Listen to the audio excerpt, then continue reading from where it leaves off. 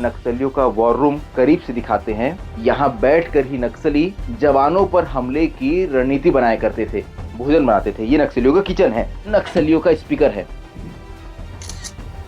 ये देखिए, इसको देखिए, आप इसे पढ़िए। मतलब आज से ये एसटीएफ का वॉर रूम है। ये उसी हिड़मा के गांव पुअर्ती है। हिड़मा के गांव पुअर्ती में जब जवान अंदर दाखिल हुए और यहाँ कैंप की स्थापना की तो उन्हें यहाँ नक्सलियों का वॉर रूम भी नजर आया। और अब आपको नक्सलियों का वॉर रूम करीब से दिखाते हैं। ये देखिए, ये नक्सलियों ने बांस से एक ये स्ट्रक्चर खड़ा किया है जिसे बल्लियों का सहारा और लोहे की पाइप का सहारा दिया गया है।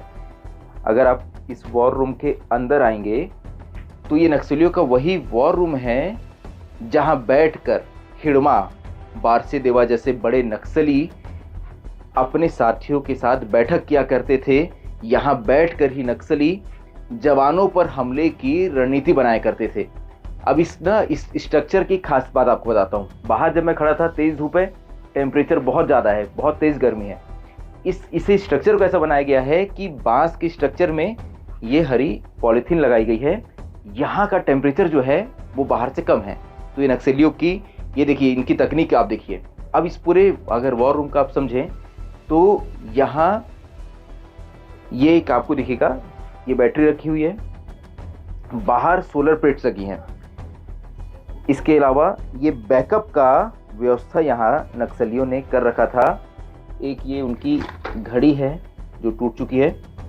और यहाँ अगर आप पूरे इस स्ट्रक्चर में देखें तो इस ओर जो है नक्सलियों ने एक छोटा कमरा बनाया है जो कि यहाँ बैठकर नक्सली अपने साथियों के लिए भोजन बनाते थे। ये नक्सलियों का किचन है।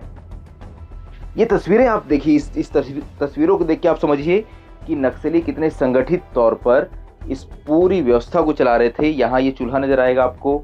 अगर आप मेरी दूसरी ओर देखें तो यहाँ नक्सली यहाँ जो सामान उपयोग करते थे वो सामान जवानों ने यहाँ जब्त किया है।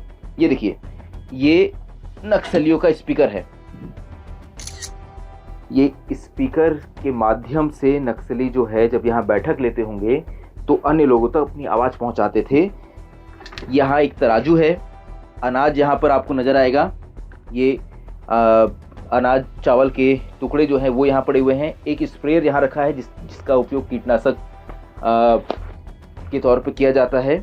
इसके अलावा देखिए, ये हाई एंटीफिक जोन है, यहाँ मच्छरों की बहुत समस्या है, इसलिए नक्सली बाकायदा अपने साथ मच्छरदानी भी रखते थे।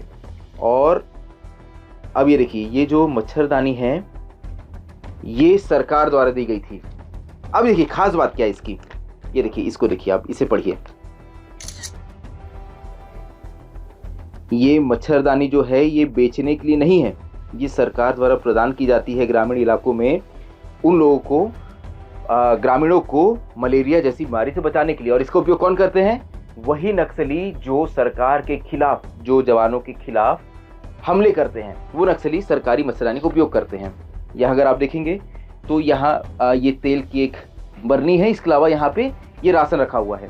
तो ये नक्सलियों का वॉर रूम था। इसी वॉर रूम में बैठकर उन सारे बड़े नक्सली हमलों की प्लानिंग की गई जो बस्तर में पिछले कुछ सालों में हुए हैं। अब यहाँ अगर आप देखेंगे तो देखिए, एक ये इस पे यहाँ क्या लिखा है, जीवता कॉमरेड मड़कम रितेश। यहाँ पर जो एक नक्सली कमांडर कोई होंगे मड़कम रितेश, उनके अमर रह के यहाँ पे नारे लिखे हुए हैं। इस दरवाजे के पीछे क्या लिखा है इसे आपको ध्यान से देखना चाहिए। यहाँ ये एक वर्णमाला है हिंदी की, नक्सलियों ने बाकायदा इस दरवाजे पर वर्णमाला लिखी हुई है। और दूसरी ओर अगर आप देखें तो यहाँ कुछ नाम लिखे हैं। इन नामों को आप पढ़िए, भीमा कामे, लालू मुन्नी, कामा मुन्ना, ये कुछ नाम है, भीमा हिड़मा, बारसे हिड़मा।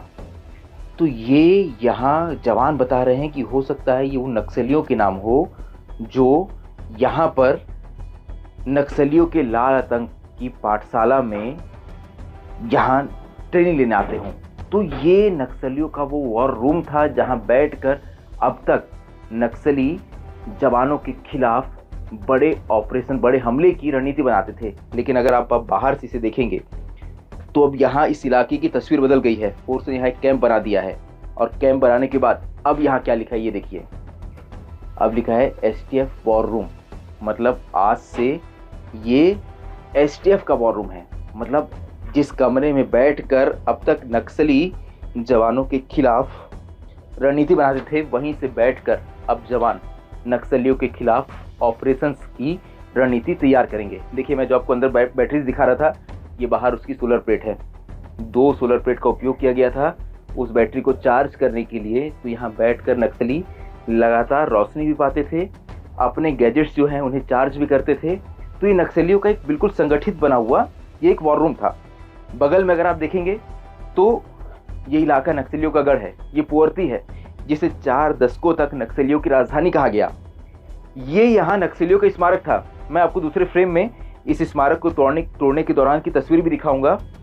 यहाँ इस स्मारक पर जैसे ही फोर्स ने यहाँ अपना कैंप खोला, इसके बाद बुलडोजर चलाया गया। इसे देख के आप समझेंगे ये लाल स्मारक था, या अब इसके अवशेष बचे हैं, इस पर बुलडोजर चला दिया गया, इसे तोड़ दिया गया। ये जानते हैं स्मारक किसका था? ये स्मारक था हिड़मा के भाई नंदा का। उसकी याद में नक्सलियों ने उसकी मौत के बाद ये स्मारक बनाया था। वही हिड़मा जो पिछले 15 सालों में बस्तर में हुए सारे बड़े नक्सली हमलों का जिम्मेदार था, जिस हिड़मा पर 1 करोड़ रुपए से अधिक का इनाम था। ये उसी हिड़मा के गांव पुअर्ती है, जहां अब फोर्स ने एक कैंप की स्थापना कर दी है। और सिर्फ कैंप ही नहीं, यहाँ फोर्स ने अपना टैक्टिकल हेडक्वार्टर बनाया है। यानी कि अब इसी पुअर्ती गांव से बैठकर जवान नक्सलियों के खिलाफ होने वाले सारे ऑपरेशन की रणनीति बनाएंगे। मैं संजय ठाकुर, विस्तार न्यूज़ के लिए।